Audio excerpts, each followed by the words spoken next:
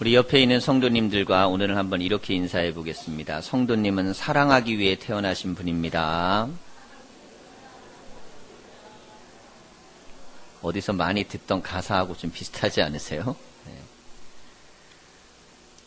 제가 제천에서 부목사로 있을 때 교회에서 목사님이 지정한 금지곡이 있었어요. 복음성가 중에서 이 곡은 좀 안 불렀으면 좋겠다. 그 곡이 뭐냐면 당신은 사랑받기 위해 태어난 사람이라는 곡이에요. 여러분 얼마나 사랑받았습니까? 그 곡은 많은 사람들이 좋아하고 교회뿐만 아니라 교회 밖에서도 많이 불린 노래입니다. 그래서 이제 가사가 보편적으로 상대방에 대한 사랑의 메시지를 전하는 거기 때문에 그만큼 대중적으로 교회에서도 인정을 받았어요. 근데 목사님은 그 곡을 금지곡으로 지정을 하셨어요. 왜 그러신가 하면 이렇게 말씀하는 거예요. 자꾸 사랑받기 위해만 태어났다 그러니까 받으려고만 하지 사람이 주려고 안 한다는 거예요. 뭘 그런 걸 가지고 그런 것까지 그렇게 따지냐고 얘기할 수 있습니다. 근데 사람이요, 이 교육이라는 게 이렇습니다. 계속 지속적으로 자기 안에 어떤 소리를 듣고 어떤 느낌을 갖느냐가 꼭 그 사람을 결정하는데 항상 사랑받기 위해 태어났다고만 생각하면 계속 모자란 거예요. 그 사랑이. 그래서 가사를 바꿔서 부르라고. 당신은 사랑하기 위해 태어난 사람. 이렇게 바꿔야만 노래를 부를 수 있다. 이렇게 말씀을 하셨어요. 참 일리 있는 말씀이라는 생각을 했습니다. 여러분 우리는 모두가 사랑받기 원하죠. 그리고 사실 사랑받고 있습니다. 근데 사실 주님이 더 원하시는 거는 받은 사랑을 나누어주는 삶을 사는 걸 훨씬 더 원하실 겁니다. 그게 그리스도의 정신이고 특별히 사순절을 맞이하는 오늘 우리 삭개오의 이야기를 통해 나눠야 될 아주 중요한 성경적 가르침입니다. 오늘 말씀을 통해서 한 사람의 인생이 바뀌어 또 주변에 많은 사람들에게 선한 영향력을 미쳤던 이 이야기가 우리 신앙인들에게 교훈이 되고 또 삶 속에 다 적용이 될 수 있기를 간절히 축원합니다. 오늘 말씀은 우리가 잘 아는 초등학교 때부터 교회 다니면 누누이 듣는 삭개오 이야기. 그는 여리고의 세리장이었고 부자였습니다. 키가 작았죠. 아주 간략하게 사람에 대한 설명이 되어 있기 때문에 쉽게 접근할 수 있어요. 예수님께서 여리고라는 이 지역이 상업지역이어서 돈을 많이 버는 동네입니다. 그러니까 세금이 많이 거치겠죠. 이 지역을 지나가시게 됐습니다. 근데 사람들이 너무너무 많이 모이고 삭개오가 키가 작아서 예수님을 볼 수가 없는 거예요. 이 사람은 예수님을 구경하고 싶었어요. 호기심이 있었어요. 도대체 예수라는 사람이 누굴까? 갓 30 넘은 젊은인데 그가 하고 있는 기적과 능력, 그의 입에서 나오는 말씀들이 너무너무 대단한 거예요. 자, 그는 그의 인생을 살아오면서 자기와 예수님에 대해서도 생각을 하면서 호기심 어린 모습으로 예수님을 보러 왔을 겁니다. 근데 사람들이 많으니까요, 갈 수가 없는 거예요. 자, 이 사람은 사회적 지위가 있고 부자예요. 인생을 잘 살았다면 길을 비켜줬을 겁니다. 여기로 오십시오. 안 그렇겠어요? 근데 인생을 얼마나 사람들에게 미움을 받았던지 사람들이요, 탁 서가지고 삭개오가 나타나니까 비켜주질 않는 거예요. 여러분 부자로 살더라도요, 남들한테 욕먹고 살면 안 됩니다. 그럼 볼 것도 구경 못하고 사는 거예요. 근데 이 사람이 그래도 열정이 있는 사람이니까 예수님을 보기 위해서 나무 위로 올라갔습니다. 옛날에는 이게 뽕나무 이렇게 번역이 돼 있어갖고 사람들이 굉장히 의아해하는 거예요. 우리나라 뽕나무엔 기어 올라갔다면 큰일 나잖아요. 근데 번역이 이제 바뀌어 있습니다. 예전 번역은 그냥 이게 번역하는 과정에서 그런 것들은 소소하게 좀 잘 못하는 경향이 있었어요. 자, 큰 나무 위로 올라가서 이 나무 위에서 예수님이 지나가는 장면을 봤습니다. 근데 예수님이 탁 오시다가 그러시는 거예요. 삭개오야 내려오너라 그랬어요. 속히 내려오너라 그랬습니다. 그분이 나의 이름을 아는 거예요. 나야 그분의 이름을 알죠. 오신다 그랬으니까. 여러분 전 우리나라 대통령의 이름을 잘 알고 있습니다. 근데 그분은 저를 모르더라고요. 그렇잖아요. 대통령의 이름은 널리 알려져 있으니까 얼마든지 가능하지만 시골에 있는 목사 이름은 알겠어요.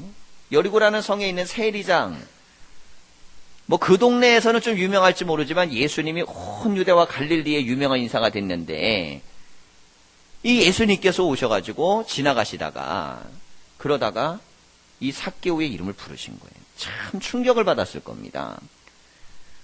자신도 충격을 받았을 거고 그 얘기를 들었던 사람들도 다 놀랐을 거예요. 예수님이 삭개오를 어떻게 알지? 자, 그러면서 내려오라 그러니까요. 삭개오가 너무너무 기분이 좋아갖고 내려왔다는 거예요. 그래서 삭개오는 기분이 좋았어요. 내려오라 그래서.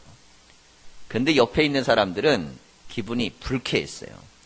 이때까지 자기들이 막고 있었고 못 가게 했었는데 이 사람이 예수님 가까이 가니까 기분이 나쁜 거예요. 자, 당시의 세리장이나 세리들은 로마의 이 식민 통치 기관이었기 때문에 로마가 원하는 세금을 징수하는 역할을 했습니다. 근데 그렇게 안 하고 자기들이 거기에다 부당이익을 실어가지고 더 많은 세금을 걷었어요. 그 유대인들이요, 이 세리하면 다 같은 동족이라도 인간이야. 개보다 못하게 여겼습니다. 어떻게 저럴 수 있느냐. 뭐 이렇게 여긴 거죠. 그 중에 세리의 장이니까 얼마나 고약하게 나쁜 사람이겠습니까? 자, 이런 세리장, 삭개오를 예수님이 부르셔가지고 내려오라 그래가지고는 내가 오늘 너의 집에 유하여야겠다 그랬어요. 이름을 알아맞혔을 때도 충격인데 주변 사람들은 다 기겁을 하는 거예요. 야, 예수님 말로만 듣던 거하고 틀리네. 돈을 너무너무 밝히는 분이구만. 그래, 돈 앞에서는 훌륭한 인격이라는 것도 없는 거야. 그 많고 많은 집 중에서 가장 악랄하고 죄 많은 삭개오의 집에 갈 게 뭐야. 그럼 주변에 있는 사람들이 그런 마음들을 다 가져서 수군수군 됐다는 거예요.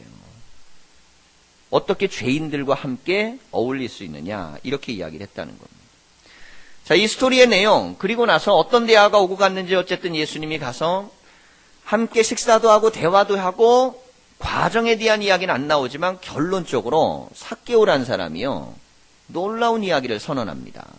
자기의 재산의 절반을 팔아 가난한 이들에게 주겠고 남의 것을 토색, 곧 불이하게 내가 세금을 징수하고 갈취한 일이 있으면 4배나 갚겠다라고 선언을 합니다. 사람들 앞에서 한 거예요. 자, 이건 놀라운 사건입니다. 그랬더니 예수님께서 오늘 구원이 이 집에 이르렀다. 그리고 너는 아브라함의 자손이다 라고 선언해 줍니다. 자, 이 말씀은 누가복음에 나와 있는 부자의 구원 이야기입니다. 우리는 흔히 퉁 쳐서 예수 믿으면 누구나 구원 쉽게 이야기하지만 복음서는 그렇게 쉽게 이야기하지 않습니다. 부자가 구원받으려면요, 부자는 구원받아야 되는 길이 따로 있어요. 가난한 자들에 대한 구원 문제하고 성경이 말하는 부자의 구원 문제가 초대교회에서 엄청나게 다른 관점을 가지고 있습니다. 오늘날 우리는 로마사에 대한 구절만 가지고 대부분 구원을 해석하지만 복음서를 읽었던 초대교회는 그렇게 하지 않았습니다. 마태복음 공동체는 부자들이 굉장히 많았습니다. 반면에 누가복음 공동체는 가난한 이들의 공동체였어요. 그래서 여기서 쓰이는 화폐 단위가 틀립니다. 마태복음에서는 달란트가 쓰이고 그리고 누가복음에서는 가난한 이들이 쓰는 화폐 단위가 쓰입니다. 언어라는 건 사람들이 함께 살아가는 문화 속에서 나오는 것이기 때문에 성경의 단어들을 검색해 보면 그 사람들이 어떤 구성원들인지를 알 수 있어요. 근데 마태복음의 구원론 25장에 보면 하나님의 심판대 앞에 섰을 때 양과 염소를 구별하는 구분법이 있습니다. 이게 뭐냐면 교회 안에 신앙생활하는 성도들 안에 지극히 작은 한 사람을 예수님처럼 대한 사람은 구원을 받고 그렇지 않은 사람은 버림받는다. 교회 안에 있는 지극히 가난한 자, 여기에서 가난한 자는 경제적으로 자립하여 스스로 설 수 없는 사람을 이야기합니다. 자, 그렇기 때문에 초대교회에서는요, 이 말씀대로 살기 위해서 자기가 열심히 노력하고 수고하고 애쓰는 걸 통해 가난한 이들을 다 돕고 살았습니다. 그게 교회 안에 아무리 가난해도 교회 다니면 하루 세 끼는 먹을 수 있는 환경이 조성된 거예요. 이 마태복음을 믿었던, 읽었던 공동체의 사람들, 부자들에게 가르치는 거예요. 지극히 작은 자를 예수님처럼 대해야 그들은 오른쪽에 있는 양으로 대접받는다. 자, 그런데 그 말씀이 이 누가복음의 구원론에 해당되는 이 삭개오의 사건을 보면 오늘 분명히 구원이라는 단어를 예수님이 쓰셨습니다. 이게 구원론이에요. 그러니까 부자인 삭개오가 구원을 어떻게 받는 것인지, 그리고 그가 어떻게 하나님의 자녀가 되는 것인지, 아브라함의 자손님이 이제 하나님의 자녀로 인정을 해주는 거거든요. 자, 그 사건을 다룸에 있어서 중요하게 본 것은 무엇이냐면 예수님에게 얼마나 기부를 많이 했느냐가 아닙니다. 그의 인생이 얼마나 변화되어 새로운 삶을 살게 되었느냐. 예수님을 만났어요. 믿게 됐습니다. 여기까지 끝난 게 아니고 그때 구원을 선포해 주신 게 아닙니다. 그가 선언한 내용을 들으시고 구원을 선포해 주신 거예요. 우리가 믿음을 갖고 예수님 은혜 가운데 십자가의 공로로 모두가 다 하나님의 자녀가 된 은혜를 입습니다. 자, 구원받았다고 믿는 우리에게는 구원받은 사람에 대한 증표가 나타나야 됩니다. 자, 이 증거로 나타나는 현상이 오늘 이 누가복음의 삭개오에서는 그의 선언이에요. 자, 그래서 우리가 예수님과 이 삭개오 이 둘을 우리가 오늘 말씀을 통해서 조금 더 깊이 좀 생각해 볼 필요가 있습니다. 자, 예수님의 모습을 좀 생각해 보십시오. 한 사람의 영혼, 오늘 뒤에 보면 예수님께서는 잃어버린 자를 구원하기 위해 오셨다 그랬어요. 그러니까 삭개오는 잃어버린 자라는 거예요. 사람들에겐 철천지 원수지만 하나님에겐 잃어버린 자입니다. 자, 이 잃어버린 자인 이 삭개오를 구원하기 위해서 예수님이 대가를 치르셔야 됐습니다. 예수님이 삭개오의 집에 유한다고 하니까 사람들이 너도 나도 할 것 없이 예수님을 비난했습니다. 그런 거 있잖아요. 옛날에 신앙생활 했는데 요즘 왜 교회 안 나가세요? 사실은요, 교회 다니다가요, 정말 교인에게 큰 상처를 받았어요. 난 그 사람이 너무너무 미워서 교회가 싫어졌어요. 여러분, 이것은 나름대로 일리 있는 그의 말입니다. 일리 있어요. 왜냐하면 교회는 사람들하고 모이는데 상처를 받으니까 그 교회가 싫은 거예요. 그러니 하나님으로부터 멀어질 수 있죠. 그래서 본인에게는 일리가 있는데 문제는 그게 별로 좋은 선택은 아니라는 겁니다. 그게 복된 선택은 아니에요.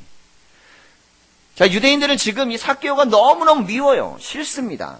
정말 힘만 있으면 죽이고 싶을 만큼 싫은 사람이 이 삭개오예요. 그런데 이렇게 미운데 예수님이 그 사람하고 친해지려고 그러니까 예수님도 미운 거예요. 오늘 그런 얘기를 이 전반부에 하고 있는 겁니다. 여러분, 교회 다니면서요, 예수님 믿는 사람이 미울 수는 있어요. 하지만 그걸로 내가 신앙과 믿음을 약화시키는 근거로 써서는 안 됩니다. 그건 그 사람이 미운 거고요. 나는 예수님을 사랑해야 되는 거예요. 단례로 얘기하면 직장 생활에서 이런 겁니다. 직장에 있는데 내 동료가 너무너무 미워요. 근데 내 상관이 있어요. 이분은 내 인사고과의 진급의 문제를 다루는 분입니다.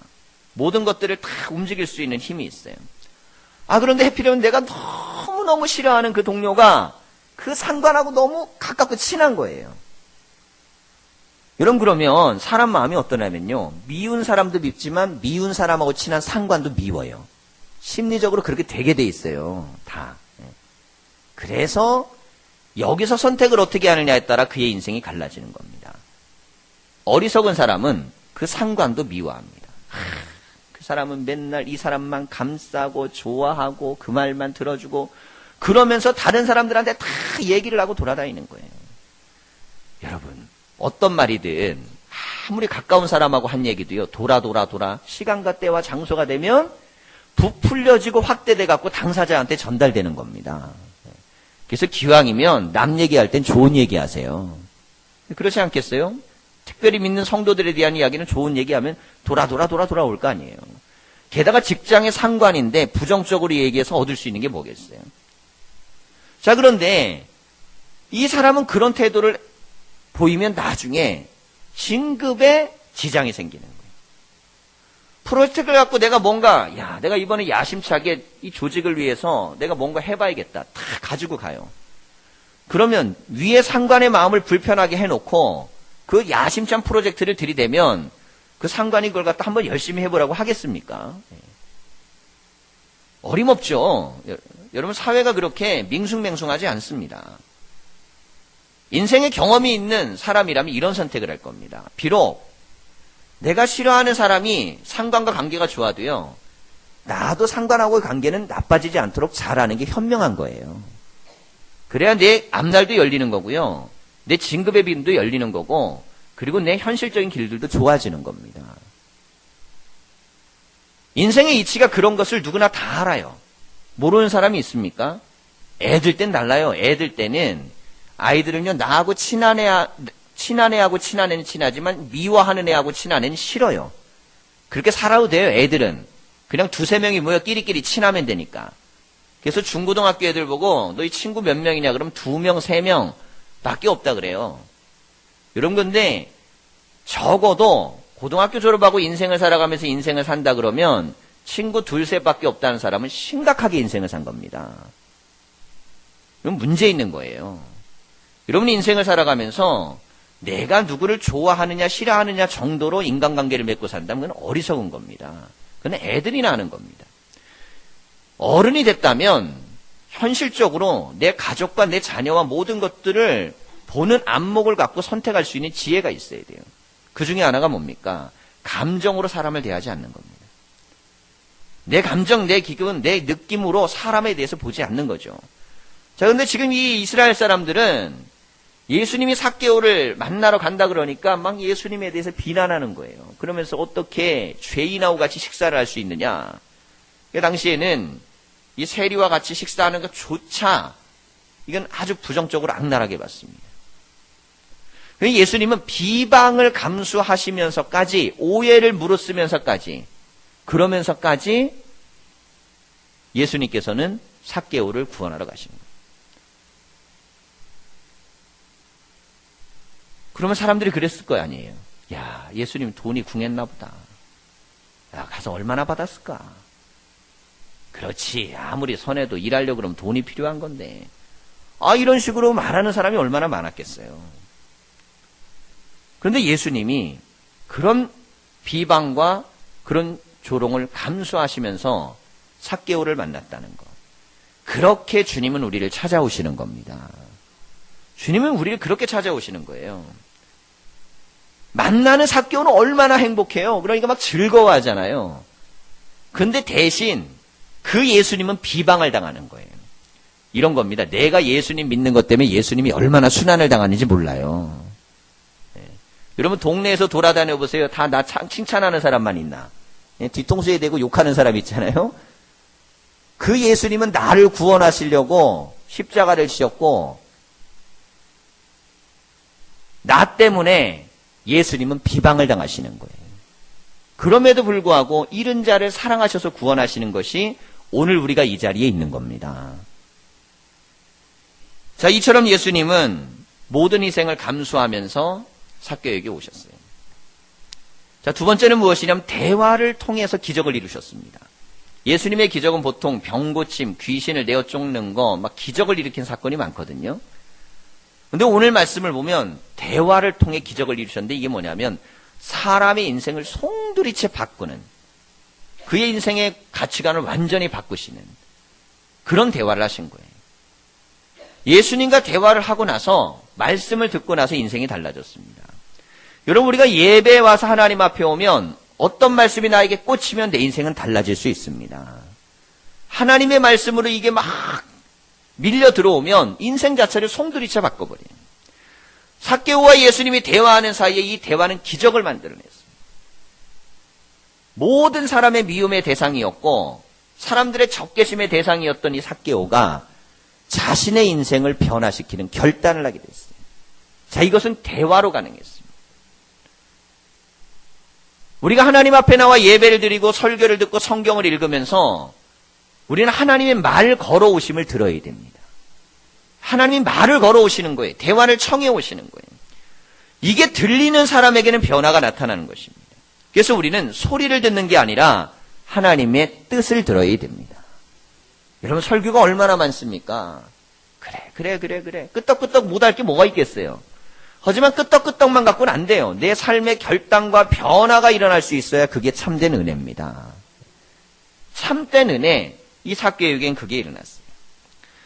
자, 그럼 도대체 어떤 대화를 하셨기에 이 삭개오가 자기 재산의 절반을 팔고 4배나 변상을 하겠다고 했는가? 여러분, 대화를 할 때 감동은 어디에서 일어날까요? 그는 그 사람, 말하는 사람 자체에서 일어납니다. 누가 그 말을 하느냐에 따라 감동이 있는 거예요. 그 사람이 어떻게 살아왔는가?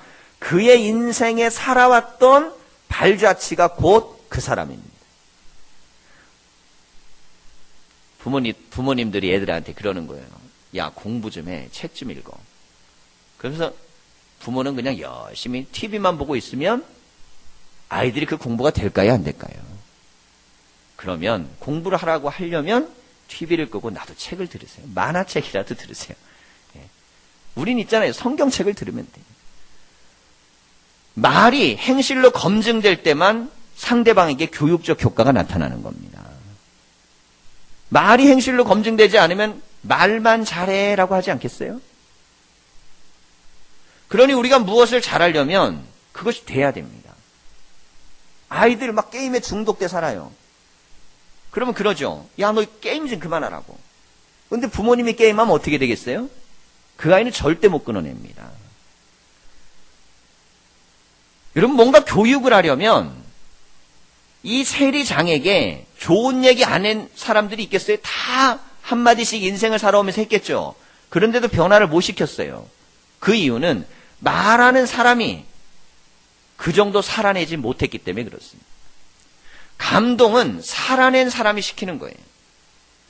예수님은 자신의 인생의 모든 걸 걸어서 젊음을 희생하고 그리고 마침내는 십자가의 생명까지 버리시면서까지 영혼을 사랑하는 모습을 보여주셨어요. 근데 이 삭개오는 그 예수님을 본 겁니다. 자기를 희생하고 헌신하고 자기의 모든 것들을 나누면서 헌신하는 예수님을 본 거예요. 그리고 나서 이 삭개오는 대화 중에 감동을 한 거예요. 예수님이 이때까지 사역을 결정하게 된 이유, 사역을 하는 내용, 이야기들을 했을 겁니다. 하나님 나라가 무엇인지에 대한 대화를 나눴을 겁니다. 예수님의 메시지 핵심이 하나님 나라예요. 로마의 제국은 잔인함이 많지 악할 만큼 사람들을 죽임으로 제국을 건설했습니다. 우리가 잘 아는 영화 스파르타쿠스, 유명해졌죠. 영화로 만들어지면서. 역사가 한 명이 그 사람의 일대기를 정리하고 그것들이 글로 파생되고 전설적인 인물이 됐습니다.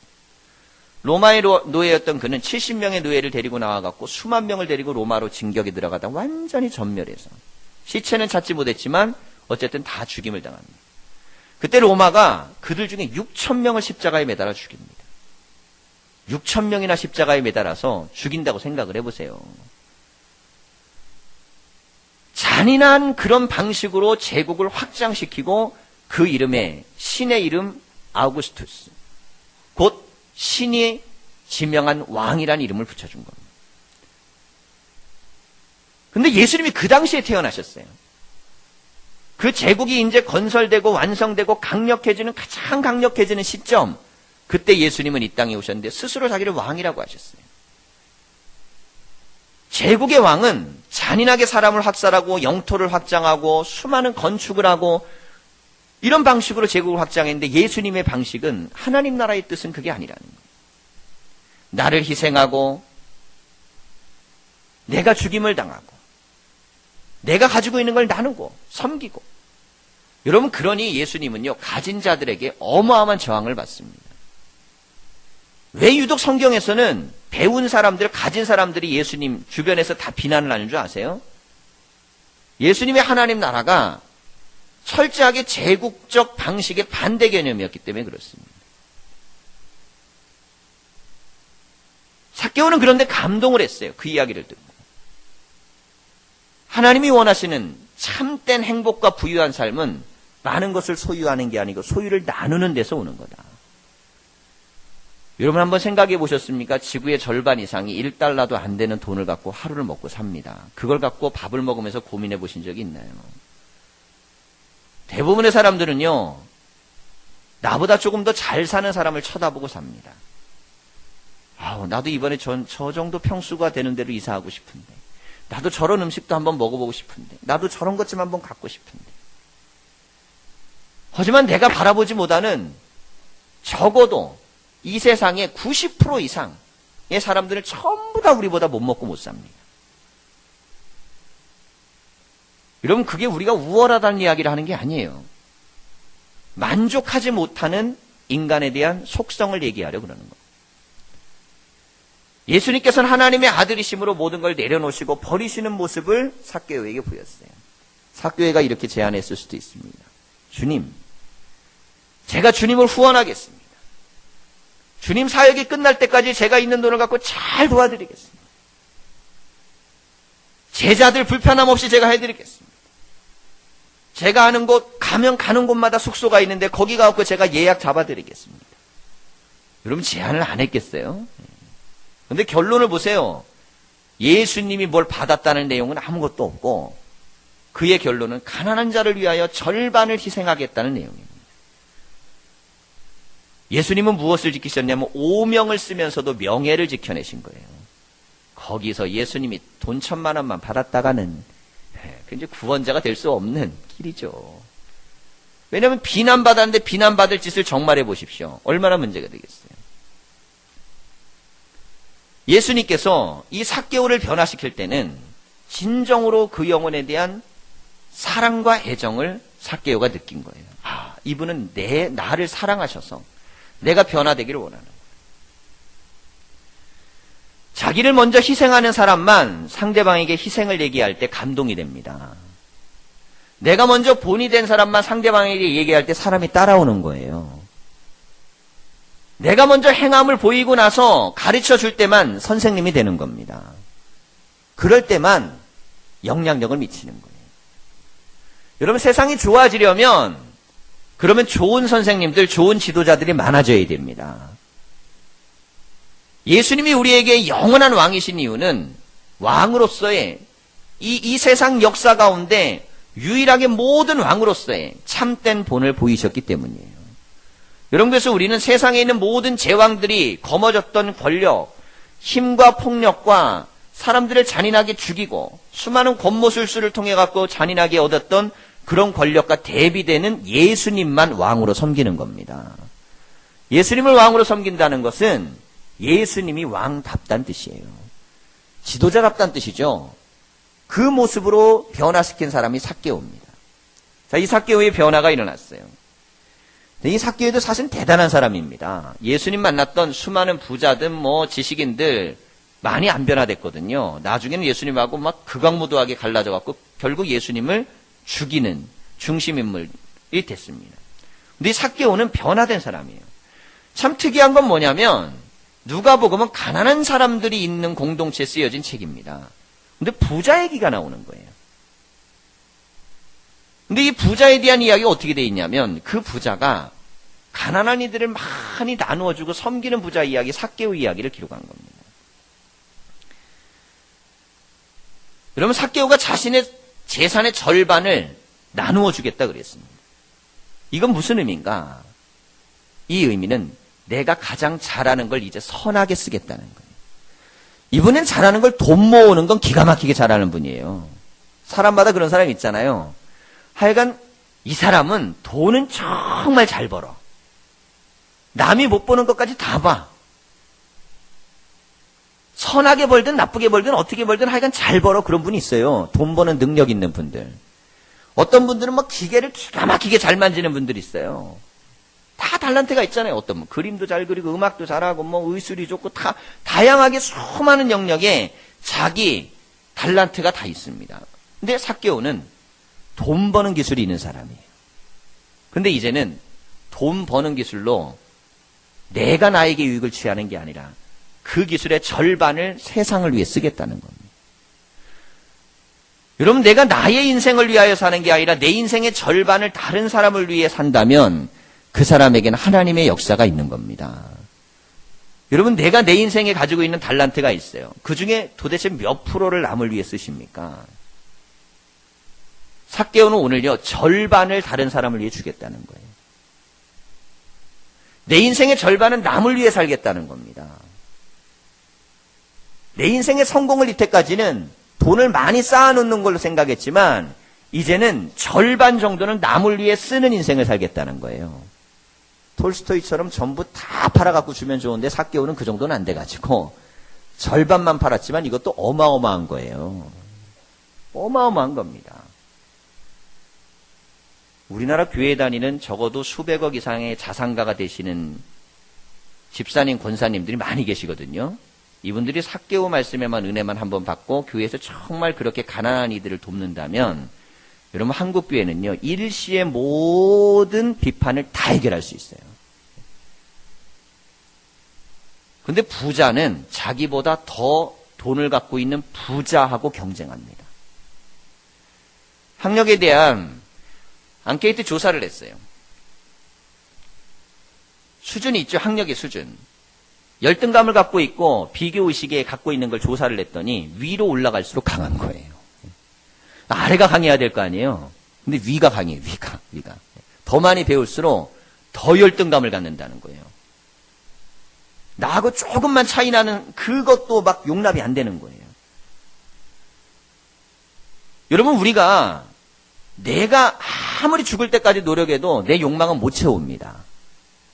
하지만 내가 죽을 때까지 노력해서 남에게 베풀고 산다 그러면 그래도 명예는 남는 거예요. 하나님이 우리에게 기뻐하시는 것은 무엇인가? 여러분 우리는 사랑받기 위해 태어난 것보다 사랑하기 위해 태어난 겁니다. 사랑하기 위해 태어난 거예요. 그래서 그리스도인은 좀 세상 사람하고 달라야 됩니다. 그래서 우리가 마태복음에 있는 구하라 찾으라 두드리라 이 말씀의 은혜를 많이 받으면 재산의 절반을 나눠주고 나쁜 짓 한 거 4배나 갚았다는 이 말씀도 동등하게 은혜를 받으셔야 돼요. 그래야지 그리스도인이지 한쪽은 은혜가 되고 한쪽은 귀를 막아버리면 되겠습니까? 한국교회는 특별히 구하라 찾으라 두드리라는 너무너무 사랑하는 말씀이야. 그렇게 구하고 찾고 두드리면 주신다 그러니까 얼마나 좋아요. 이 약속이에요. 약속. 주님의 약속. 근데 그 말씀만 좋아하는 거예요. 절반을 나눠갖고 다른 이들을 위하여 베풀고 나누고 섬기라 그러면 그때부터는 고민이 되는 거예요. 근데 이 삭개오는 고민하지 않습니다. 여러분 우리가 믿음 생활을 한다라는 것은 정말 부유한 인생이 무엇인가를 해석하는 거예요. 정말 부유함은 내가 아무것도 없어도 내가 갖고 있는 걸 갖고 나누는 겁니다. 선교사들이 처음에 들어왔을 때 우리나라 교회 가난했습니다. 돈이 없어요. 헌금을 못해요. 그래서 생긴 개념이 날연보입니다. 난 돈 없으니까 하루를 온종일 하나님이 기뻐하시는 일을 하며 산다는 거예요. 여러분 물질이 있는 사람 물질로 하는 거고요. 시간이 있는 사람 시간으로 하는 거고 그리고 내가 지식이 있는 사람 지식으로 하는 거고요. 내가 갖고 있는 재능이 있거나 직업이 있으면 그걸로 하는 거예요. 그런데 삭개오는 절반을 세상을 위해 쓰겠다 그랬습니다. 적어도 통큰 그리스도인이라면 우리도 내 인생의 절반은 앞으로 남을 위해 살겠다. 그 정도 결단이 되면 사순절의 은혜를 받는 겁니다. 여러분 많이 갖고 계십니다. 이미. 더 갖고 싶으시겠지만 충분히 갖고 있어요. 더 갖는 것도 좋지만 가지려고만 하지 마십시오. 주는 것만큼 받는 것이고 나누는 게 받는 것보다 훨씬 더 복된 겁니다. 자, 그러면서 절반을 나누겠다. 이 말씀은 우리에게 주는 큰 의미의 말씀이 있어요. 요즘 우리가 일주일 사이 한국 사회를 시끄럽게 만들었던 이 막 대한민국 국민인 게 막 속상하고 화나는 일이 있었죠. 황제 노역. 하루에 벌금에 대한 계산을 5억씩 계산해 준 거예요. 여러분 그래도요 이게 무너진 기업이니까 언론이 때려잡은 거죠. 잘 나가는 기업이었으면 건들지도 못해요. 몇 번 방송에 내보내고 못 건듭니다. 방송사에다 돈 뿌리면 되니까. 근데 이게 무너진 기업이잖아요. 그러니까 이번에는 터트린 거예요. 계속 나온 겁니다.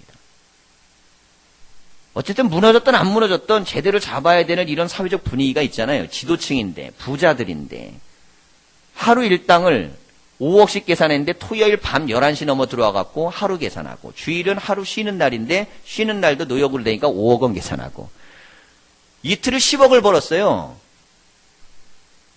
하루 왼종일 나와갖고 굉장히 착하고 훌륭하고 정말 마음씨 착한 사람도 돈 10만 원을 버티지 못해갖고 비굴하게 가갖고 고개 숙여야 되고 욕 먹어야 되고요. 정말 인생이 비참하게 사는 사람들이 대한민국 천지에 깔려 있습니다. 그런데 판사하고 검사하고 짜가지고 5억을 구형하고 선고해가지고 여러분 그런 나라가 대한민국이에요. 이런 지도층들이 대한민국을 이끌어가기 때문에 여러분 대한민국이요 다 탐욕적으로 바뀌는 겁니다. 적어도 이런 사건이 우리 사회를 정화하는 큰 힘이 돼야 됩니다. 여러분 그렇지 않으세요? 적어도 부자든 가난한 사람이든 동등하게 평등하게 인간 대접받고 살 수 있는 세상이 되는 게 좋은 세상이에요. 삭개오를 보십시오. 그는 부유하며 모든 걸 절반을 포기했어요. 여러분 이런 지도자들이 많이 일어난다면 내가 좀 가난해도요 그 나라는 행복한 나라가 되는 거예요. 내가 좀 못 배웠어도요 가진 게 없어도요 좋은 나라에 살고 있다고 자긍심이 있습니다. 하지만 그렇지 못하다면 여러분 우리가 살고 있는 이 세상이 참 불행하고 안타까운 세상이 되는 거예요. 믿는 이들은 이런 생각을 해야 됩니다. 어떻게 하면 나에게 이익이 될까 보다 어떤 것이 하나님의 뜻인가를 생각할 수 있어야 됩니다. 다른 사람에 대해서만 보는 게 아니라 나를 그렇게 볼 수 있는 눈이 될 때 그때 하나님이 기뻐하는 뜻들이 이루어집니다. 끝으로 오늘 말씀을 정리하려고 합니다. 여러분 우리가 인생에 있어서 우리의 인생을 어떤 인생을 살아야 되는가? 예수님이 인정할 만한 삶을 사는 게 복된 겁니다. 예수님이 그러잖아요. 너는 오늘 이 집에 구원이 이르렀다. 선포해 주셨잖아요. 그 사람은 구원의 확신도 필요 없겠어요. 예수님이 선언해 줬으니까. 그리고 뭐라 그럽니까? 너는 아브라함의 자손이다 그랬어요. 선언을 해 주셨어요. 여러분 예수님이 막 먼저 선포를 해 주실 만큼 내 인생을 살아낸다면 그 사람은 성공적인 인생, 가장 부유한 인생을 산 겁니다.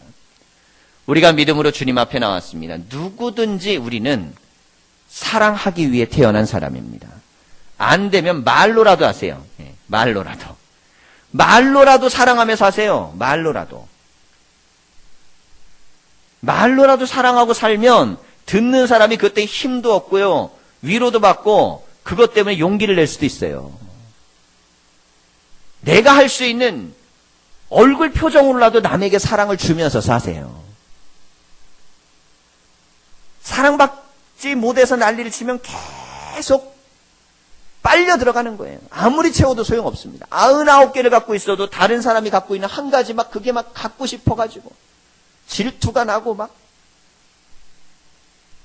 여러분 이런 그리스도인들이 얼마나 많은지 모릅니다.